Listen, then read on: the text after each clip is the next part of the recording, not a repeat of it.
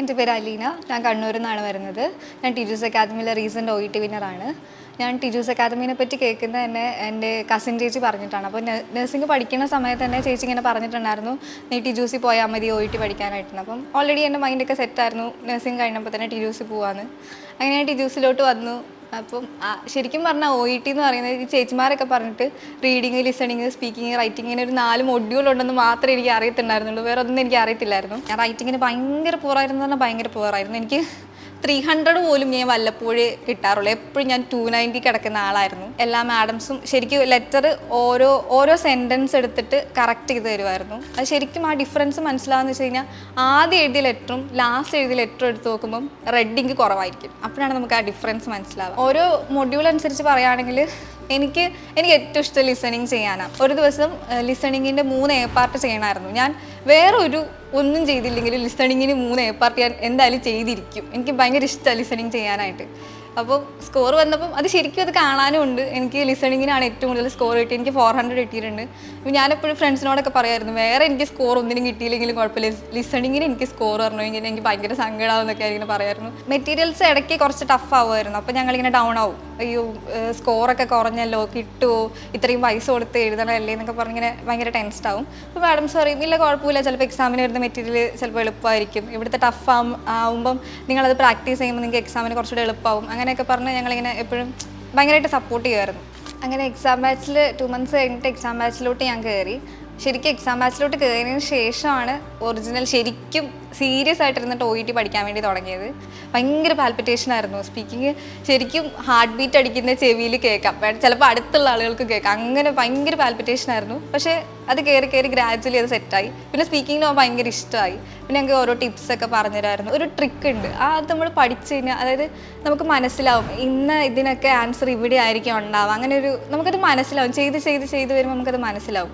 പിന്നെ ആ ഒരു മെത്തേഡ് കിട്ടിക്കഴിഞ്ഞാൽ നമുക്ക് പെട്ടെന്ന് കിട്ടും. പിന്നെ എന്ന് പറയുമ്പോൾ 13 മിനിറ്റിനേക്കാളും മുമ്പേ ഒക്കെ ചെയ്ത് തീർക്കാനൊക്കെ തുടങ്ങി. ഞാൻ August 17 ആയിരുന്നു എക്സാം എഴുതണേ. അപ്പോൾ ഞങ്ങളുടെ ഇവിടുത്തെ ലാസ്റ്റ് ക്ലാസ് ഉണ്ടായിരുന്നു August 14 ലൈക്ക് ആ സമയത്തൊക്കെ ഭയങ്കര ടെൻഷനായിരുന്നു. കാരണം എക്സാം അടുത്തു, പറ്റുമോ ഇല്ലയോ, ഭയങ്കര ഒരു പ്രഷറായിരുന്നു, ഭയങ്കര പേടിയായിരുന്നു. അപ്പോൾ അങ്ങനെ ടീച്ചർ സാറിനെ പോയി കണ്ടു. അപ്പോൾ സാറ് ഭയങ്കരമായിട്ട് മോട്ടിവേറ്റ് ചെയ്തു. അത് കഴിഞ്ഞിട്ട് അന്ന് ഞങ്ങൾ ഇവിടുന്ന് ആ ലാസ്റ്റ് ക്ലാസ് എന്ന് പറയുന്നത് പ്രയർ സെഷനായിരുന്നു.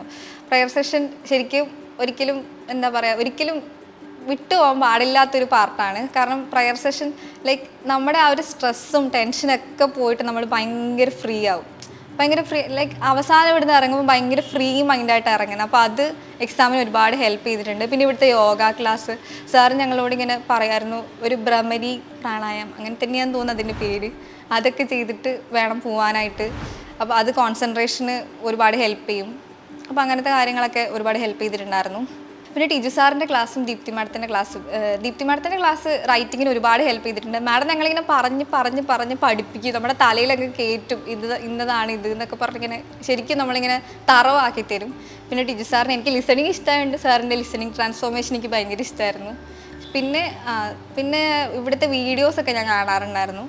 അപ്പോൾ വീഡിയോസ് കണ്ടിട്ട് അതിലൊരു വീഡിയോ അതിനെ ഭയങ്കരമായിട്ട് മോട്ടിവേറ്റ് ചെയ്തു. അതിൽ ആ ചേച്ചി, ഏത് ചേച്ചിയാണെന്ന് പേരൊന്നും എനിക്ക് ഓർമ്മയില്ല, പക്ഷെ ആ ചേച്ചി ഇങ്ങനെ പറയുന്നുണ്ടായിരുന്നു, സ്ക്രിപ്റ്റ് റൈറ്റിംഗ് ആ ചേച്ചി 21 ദിവസം ചെയ്തു. അപ്പോൾ അത് ആ ചേച്ചീൻ്റെ ലിസണിങ്ങിന് സ്കോർ കൂട്ടാൻ ഹെൽപ്പ് ചെയ്തിരുന്നു. അപ്പോൾ എനിക്ക് ലിസണിങ് പേഴ്സണലി ഇഷ്ടമായതുകൊണ്ട് തന്നെ എനിക്ക് ഭയങ്കര ഒരു ആഗ്രഹം ഉണ്ടായിരുന്നു എനിക്ക് ലിസണിങ്ങിന് നല്ല മാർക്ക് വാങ്ങിക്കണമെന്ന്. അപ്പം എന്നാൽ പിന്നെ ഞാനും ചെയ്തു നോക്കാമെന്ന് വെച്ചിട്ട് 21 ദിവസമൊന്നും ഞാൻ ചെയ്തില്ല, എന്നാലും കുറച്ച് ദിവസമൊക്കെ ഞാൻ ചെയ്തിട്ടുണ്ടായിരുന്നു.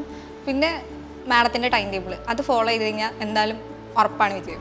പിന്നെ അടുത്ത് പറയാനുള്ള ഹോസ്റ്റലിലെ കാര്യം, ഞങ്ങൾ ഒരുമിച്ച്, ഞാൻ മെയ് 2nd ബാച്ചിലായിരുന്നു വന്നത്. അപ്പം ആ ഒരു ബാച്ചിലുള്ള കുറേ പേര് തന്നെയായിരുന്നു റൂമിലുണ്ടായിരുന്നത്. അപ്പം അഥവാ ഞാൻ ചില സമയത്ത് മടി പിടിച്ചിരിക്കുകയാണെങ്കിലും ബാക്കിയുള്ളവർ ചെയ്യടി എന്നൊക്കെ പറഞ്ഞ് ഞങ്ങളെ നിർബന്ധിച്ച് ചെയ്യിപ്പിക്കുമായിരുന്നു.